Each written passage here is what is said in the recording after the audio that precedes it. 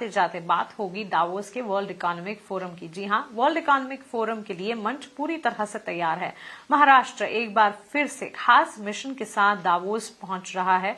आपको बता दें, मकसद साफ है, एशिया के इंडस्ट्रियल और टेक्नोलॉजी हब के तौर पर अपनी मजबूत दावेदारी पेश करना। आइए देखते हैं इस बार महाराष्ट्र की नजर किन अहम मुद्दों पर रहेगी।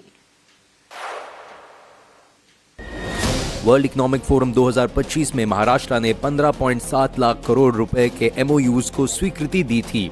ये एमओयूज राज्य के लिए एक बहुत बड़े निवेश का संकेत थे। महाराष्ट्र सरकार के मुताबिक पिछले साल किए गए 75% एमओयूज अब तक लागू हो चुके हैं। दावोस 2026 को लेकर महाराष्ट्र का विजन बिल्कुल साफ है। मकसद है सेमीकंडक्टर, डेटा इंफ्रास्ट्रक्चर, एआई और ग्रीन मैन्युफैक्चरिंग जैसे सेक्टर्स में महाराष्ट्र को एशिया में एक बड़े ग्लोबल हब के रूप में आगे बढ़ाना। इस विजन को मजबूत आधार देने के लिए राज्य सरकार ने 12 अलग अलग सेक्टर आधारित नीतियां लागू की है। इनमें इंडस्ट्रियल, इलेक्ट्रॉनिक्स, एआई, बांस लेदर और एवीजीसी जैसे कई अहम सेक्टर्स शामिल हैं। इसके साथ ही महाराष्ट्र निवेश के बड़े स्केल पर भी फोकस कर रहा है। राज्य में वर्ल्ड क्लास इंडस्ट्रियल पार्क, 300 से ज्यादा एमआईडीसी एरिया और बड़े लैंड बैंक मौजूद है, जिससे बड़े इंडस्ट्रियल क्लस्टर्स विकसित किए जा सकेंगे।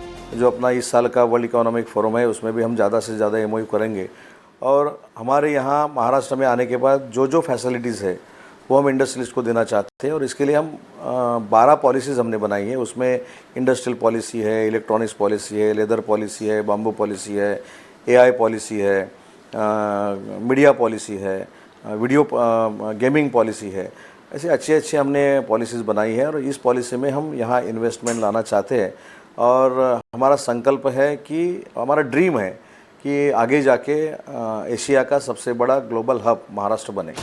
दावोस 2026 महाराष्ट्र के लिए बहुत अहम और निर्णायक बनने जा रहा है, जिसका मकसद दावोस 2025 में किए गए नीतियों और वादों को फैक्ट्रियों, डेटा हब और ग्रीन प्रोजेक्ट्स में बदलना है।